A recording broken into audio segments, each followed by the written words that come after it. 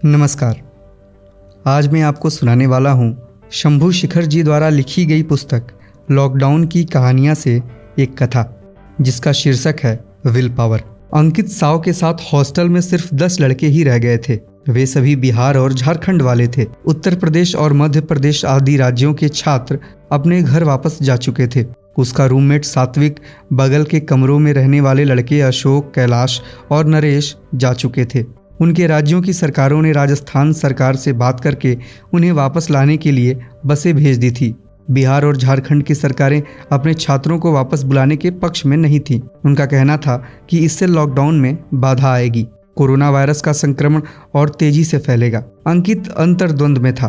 किस सरकार का फैसला सही था, समझने की कोशिश कर रहा था। उसे पता था कि लॉकडाउन के बाद जब दिल्ली, मुंबई, सूरत, कोलकाता, चेन्नई आदि से प्रवासी मजदूर पैदल घरों की ओर चल पड़े थे, उस समय भी राज्य सरकारों में इसी तरह का मतभेद दिखा था।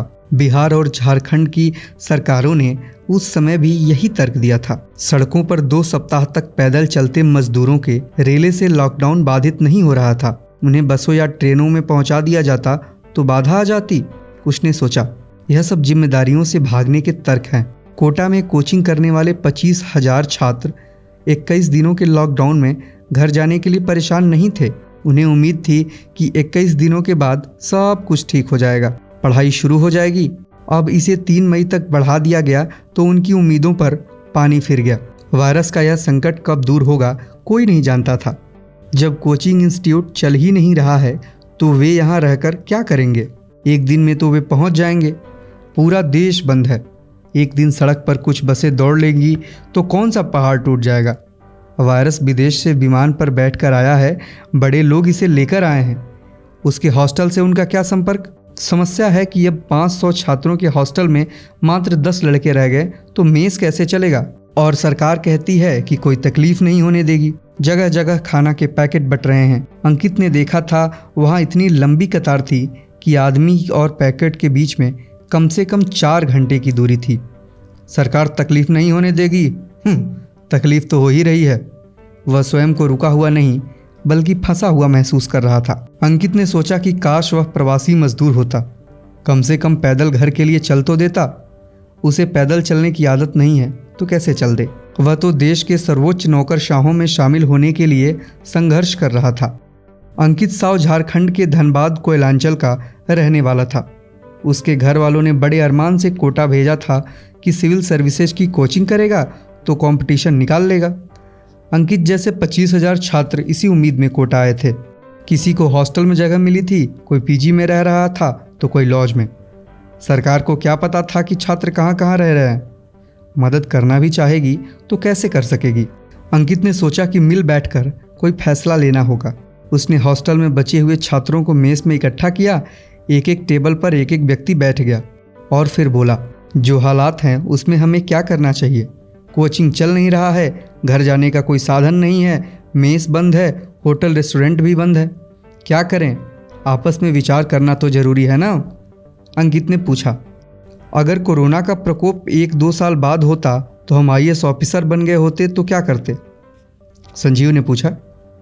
अपनी ड्यूटी पर होते, कोरोना वॉरियर होते, अंकित बोला। तो फिर घर लौटने की छटपटाहट क्यों? पूरी दुनिया वायरस से लड़ रही है तो हम भी एक जिम्मेवार नागरिक की तरह लड़ें। हाँ, थोड़ा कष्ट होता है तो हमें सहना चाहिए। मेरे ख्याल में हमें संकट खत्म होने तक यहीं रुकना चाहिए। सोशल मीडिया पर लोगों को लॉकडाउन का पालन करने और एक दूसरे की मदद करने की अपील करते रहना चाहिए। हमारे पास एडमिनिस्ट्रेटिव पावर नहीं है लेकिन विल पावर तो है। तुम्हारी बात सही है, हम यही करेंगे। सब बच्चों ने यही बात कही। अपने अपने घर पर सब फ़ोन करके कह दें कि हम ठीक हैं, चिंता करने की कोई बात नहीं है। कुछ पैसे अकाउंट में मंगा लें और राशन इकट्ठा कर लें। सरकारी सहायता पर निर्भर न रहें। अपना मेस चलाएं और पढ़ाई जारी रखें। हम एक रूटीन बना लेंगे और उस पर अमल करेंगे। अंकित ने फैसला सुनाया। पर मैं इसमें थोड़ा संशोधन करना चाहूँगा, राहुल बोला। अरे हाँ भाई बोलो, सबको बोलने का हक है। हमारे पास मेस है, उसमें 500 लोगों का खाना बनाने की व्यवस्था है। हम 10 लोग और 2 रसोइये हैं। क्यों न हम खाना बनवाकर ज़रूरतमंदों को खिलाने की व्यवस्था करें? तो फिर पैसे कहाँ से आएंगे? अरे हम जिला कलेक्टर से बात करते हैं, सोशल मीडिया पर मदद की अपील करते हैं, हॉस्टल के गेट पर खाना के पैकेट बांटेंगे। हाँ हाँ, बहुत सही विचार है। तो फिर किस बात की डीएम जी को फ़ोन लगाया जाए। अंकित ने डीएम साहब को फ़ोन लगाया। वे इस प्रस्ताव पर बहुत खुश हुए। उन्होंने तुरंत राशन भिजवाने का आश्वासन दिया।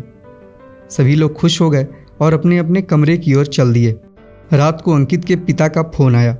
उन्हें पता चल चुका था कि दूसरे राज्यों के लड़के जा चुके हैं। वे उदास हो गए थे। कैसे हुआ यह? कोटा में फंसे छात्रों ने बार बार हेल्पलाइन में फ़ोन किया था, सोशल मीडिया पर गुहार लगाई थी। किसी ने सुना, किसी ने नहीं सुना। उनकी सरकार ने सुना, हमारी सरकार ने नहीं सुना। उनकी सोच में फ़र्क था। कम से कम रांची तक भी सरकार पहुंचवा देती तो वहां से ले आता, पिताजी ने बोला। नहीं पिताजी, हमने तय किया है कि स्थितियां ठीक होने तक हम यहीं रहेंगे, लोगों की मदद करेंगे और अपनी पढ़ाई करेंगे। कोई दिक्कत नहीं है, आप निश्चिंत रहिए। संभव हो तो कुछ पैसे ट्रांसफ़र करा दीजिए। अंकित ने कहा, ठीक है बेटे, थोड़ी देर में करा देता हूँ। अंकित का मन हल्का हो गया था। अब उसके मन में कोई उधेड़-बुन नहीं था। वह अपने कमरे में आकर आराम से लेट गया। अगले दिन से वे भूखों को भोजन देने के